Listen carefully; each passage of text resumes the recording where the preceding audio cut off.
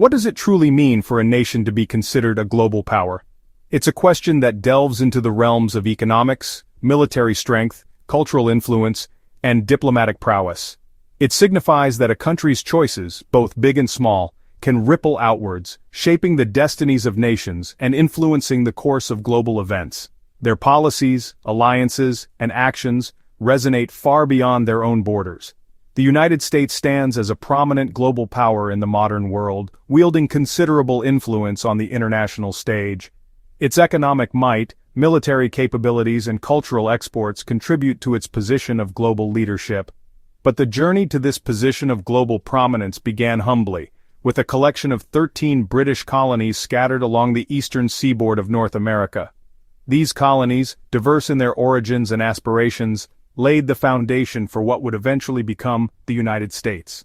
Among these early settlers, the Puritans held a particularly strong conviction. They fervently believed they were embarking on a divine mission, tasked with building a model society, a shining example for the world to emulate, a city upon a hill as they envisioned it. This sense of purpose and exceptionalism would deeply influence the nation's identity. This deeply ingrained sense of being special, of possessing a unique destiny, played a significant role in fueling the flames of the American Revolution. It provided the colonists with the moral conviction to challenge the authority of the British Empire. This conviction found its most eloquent expression in the Declaration of Independence in 1776, a document that would forever alter the course of history. The Declaration boldly proclaimed that all men are created equal, though in reality at the time, this lofty ideal was tragically limited in its application, extending primarily to white, land-owning men. The promise of equality remained unfulfilled for many. The inherent contradiction between the nation's stated ideals and the harsh realities of its social structure, freedom and opportunity for some, while simultaneously enforcing exclusion and oppression for others, has been a defining characteristic of America from its very inception, a persistent tension that continues to shape its identity. Visionary founders like Thomas Jefferson, despite their own personal complexities, dreamed of an empire of liberty, a nation that would serve as a beacon of freedom and self-governance for the world. Yet, the stark reality was that Jefferson himself was a slave owner, profiting from the forced labor of enslaved people. This stark contradiction serves as a powerful illustration of the ongoing clash between the nation's lofty ideals and its often troubled actions. The unwavering belief in American exceptionalism, the idea that the United States is unique and holds a special place among nations, has been a double-edged sword, inspiring both remarkable achievements and perpetrating deep injustices throughout its history. It provided the justification for westward expansion, and the often brutal mistreatment and displacement of those who stood in the way of that expansion, particularly Native American populations. This foundational idea, this belief in a special destiny, has been a driving force in propelling the United States from a small and vulnerable group of colonies to its current status as a global power. Therefore, understanding the complexities of this belief, its origins and its consequences, is absolutely key to understanding the trajectory of America's rise to prominence, a journey marked by both extraordinary triumphs and profound tragedies. The journey into understanding America truly begins with grappling with the powerful and enduring idea that America was, and perhaps still is, destined for something truly greater. In the 1800s, Americans embraced manifest destiny, the belief that they were meant to expand across the continent. This idea combined a sense of divine mission with a hunger for land and resources, making westward expansion feel inevitable. It justified taking land from Native Americans and other nations, framing conquest as a noble mission. Manifest destiny fueled migration, conflict, and the rapid growth of the United States, but it was also rooted in racism, used to excuse the displacement of those deemed inferior. The concept of manifest destiny, the belief that the United States was destined to expand across the North American continent, fueled much of the nation's early growth. It was a powerful idea, capturing the imagination of many Americans and driving westward expansion.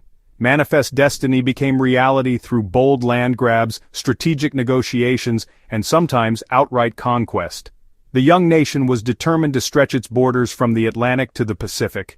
A pivotal moment was the Louisiana Purchase in 1803, a deal brokered with Napoleon Bonaparte. This single act doubled the country's size, adding a vast territory stretching from the Mississippi River to the Rocky Mountains. It was an area ripe with potential, full of natural resources and possibilities for settlement. However, this land was already home to native tribes who had lived there for centuries, developing their own cultures and societies. It wasn't just empty wilderness waiting to be claimed, but a vibrant landscape inhabited by diverse peoples with their own claims to the land. Further south, Florida was acquired from Spain in 1819, adding valuable coastal territory. To the northwest, the Oregon Territory was split with Britain in 1846, after years of joint occupation and negotiation. This agreement set the northern border between the United States and what would become Canada, solidifying American control over the Pacific Northwest. The most violent expansion came with the Mexican-American War, a conflict fueled by territorial ambitions and disputes over the border of Texas. As a result of this war, the U.S. forcibly took California, a land rich in resources and potential. It also seized the Southwest, including present-day New Mexico, Arizona, Nevada, and Utah, and more, adding vast swaths of land to the growing nation. These acquisitions were seen as fulfilling the dream of a nation from coast to coast, a powerful symbol of American ambition and destiny. Later, Alaska was bought from Russia in 1867, a move initially ridiculed but later recognized as a strategic and resource-rich acquisition. And in the Pacific, Hawaii was annexed after American businessmen, seeking economic and political control, overthrew its queen, Liliuokalani. Each acquisition brought new resources from gold and timber to fertile land and strategic ports, but it also brought new conflicts and injustices, particularly for the Native American populations who were displaced and dispossessed of their ancestral lands. The United States pieced together its vast territory, creating a continental empire that stretched across the continent. This expansion was achieved through war, treaties, often unfair and coercive, and purchases, some more equitable than others. The dream of manifest destiny was realized, shaping the physical and political landscape of the nation. But it came at great cost to those already living on the land, particularly the Native American tribes who suffered displacement, violence, and cultural destruction. Expansion was celebrated as progress by many, a sign of American ingenuity and ambition, but it left deep scars on the land and on the lives of those who were marginalized and oppressed. The map of America was redrawn, transforming the nation's identity and its place in the world. But so was its legacy, forever marked by the complex and often contradictory forces that shaped its expansion. The nation's growth set the stage for industrialization, economic development, and ultimately, for its rise as a global power, a position built on the foundation of its territorial expansion. Every new border brought new challenges, from managing diverse populations to resolving disputes over resources and governance. The story of expansion is one of ambition, of a nation striving to fulfill its perceived destiny, and consequence a reminder of the complex and often painful legacy of westward expansion. American expansion meant tragedy for many. Native Americans were forced from their lands onto reservations. The Trail of Tears saw thousands die on brutal marches. Wars and broken treaties destroyed native ways of life, while the mass killing of buffalo-starved plains tribes. Mexicans in annexed territories lost land and rights. Chinese immigrants faced violence and exclusion. Slavery was the nation's deepest injustice, and even after abolition, racism persisted through Jim Crow laws. The promise of liberty was denied to millions, shaping American society for generations. The cost of growth was paid by those left out of the American dream. By the late 1800s, America's continental borders were firmly established, stretching from the Atlantic to the Pacific. The era of westward expansion, with all its triumphs and tragedies, had largely come to a close. But the nation's ambition didn't simply vanish. Instead, its power kept growing, now through money, economic might, and political influence on a global scale. The focus shifted from internal growth to external projection. The Monroe Doctrine, established decades prior, warned European powers to stay out of the affairs of the Americas, solidifying the U.S. as the dominant force in the Western Hemisphere. This declaration became the cornerstone of American foreign policy. This doctrine was increasingly used as justification for U.S. intervention in Latin American countries, often under the guise of protecting American interests or maintaining stability. These interventions, however, frequently had more to do with economic control. The Spanish-American War at the close of the century marked a turning point, It brought Puerto Rico, Guam, and the Philippines under U.S. control, signaling America's emergence as a colonial power. Cuba was granted independence in name, but in reality it was heavily dominated by American political and economic interests, particularly through the Platt Amendment, which gave the U.S. broad authority to intervene in Cuban affairs. In the Philippines, the U.S. fought a brutal and protracted war to suppress the Filipino desire for independence, resulting in significant loss of life and a stain on America's image. Increasingly, American businesses began to drive foreign policy decisions, seeking new markets and resources abroad. The U.S. military played a crucial role, occupying countries like Nicaragua and Haiti to protect American investments and ensure favorable conditions for U.S. corporations. This approach, known as dollar diplomacy, under President William Howard Taft, aimed to substitute dollars for bullets, building an informal empire.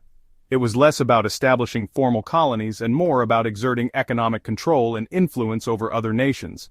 The U.S. often portrayed itself as a benevolent force for good in the world, bringing progress and civilization to less developed nations. However, many people abroad viewed these actions not as benevolence but as domination and exploitation. This fundamental shift from territorial conquest to global economic and political influence set the stage for America's eventual rise as a global superpower in the 20th century. Power was now increasingly measured not just in terms of land and military might, but in dollars, trade agreements, and international financial deals. The world was beginning to take notice, learning to watch closely what America did next, as its actions had far-reaching consequences. The World Wars changed everything for America. In World War I, U.S. troops and industry helped the Allies win. World War II made the U.S. a true superpower. Its factories armed the Allies and its military helped defeat Nazi Germany and Imperial Japan. After the war, instead of retreating, America led the rebuilding of Europe through the Marshall Plan, forging strong alliances. This was both generosity and strategy, helping allies recover and keeping them from Soviet influence. The U.S. became the leader of the free world, shaping the global order. The alliance with Western Europe would define the next era. America's role as a global leader was now undeniable. After World War II, the U.S. and Soviet Union became rival superpowers, locked in a Cold War of ideology and influence. The U.S. aimed to contain communism, leading to wars in Korea and Vietnam, costly divisive conflicts with mixed results. The nuclear arms race brought the world to the brink during the Cuban Missile Crisis. For decades, both sides built massive arsenals, and the threat of nuclear war loomed. The Cold War was fought through proxy wars, espionage, and global competition. At home, fear and suspicion shaped American life. The Cold War ended in 1991 with the Soviet collapse, leaving the U.S. as the world's sole superpower. America's victory seemed to confirm its exceptional role, but new challenges were on the horizon. With the Soviet Union gone, the U.S. stood alone at the top. America took on the role of global policeman, intervening in conflicts from the Balkans to Somalia. The 9/11 attacks in 2001 changed everything, launching the War on Terror. The invasion of Afghanistan had broad support, but the Iraq War was divisive and based on false claims. The aftermath brought chaos, civil war, and damaged America's reputation. The cost, in lives, money, and trust, was immense. America's power was now questioned, both at home and abroad. Being the lone superpower proved more complicated than expected. Today, the U.S. is still powerful, but no longer unchallenged. China's rise and Russia's aggression have created a new era of rivalry. America faces threats abroad and deep divisions at home, with many questioning its global role. Allies wonder if they can still rely on U.S. leadership. The story of American power is one of ideals, ambition, and contradiction. Now its place as the world's leader is uncertain. The next chapter is still unwritten. Will America adapt or be replaced by another power?